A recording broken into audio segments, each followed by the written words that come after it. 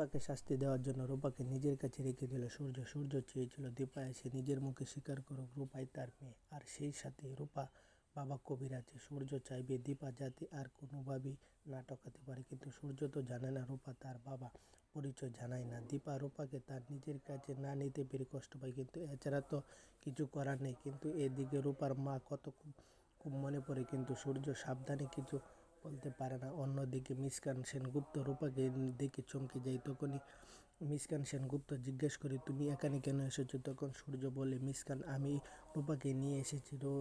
মুস্কান মনে মনে মনে বলবে, তাহলে কি সূর্য বুঝতে পেরেছে রূপাই সূর্যের মেয়ে? মুস্কান মনে মনে থাকে, তোর মাকে ছাড়া তুই আসছিস কিভাবে? রূপা তখন বলবে, আমাকে ডাক্তারবাবু নিয়ে এসেছে, আমি এখানেই থাকবো। রূপা এই কথা শুনে রেগে যায়। তখন মুস্কান রূপাকে ভয় দেখানোর জন্য কাছে টেনে নেয়। তখনই সূর্য ওয়াশরুম থেকে চলে আসে।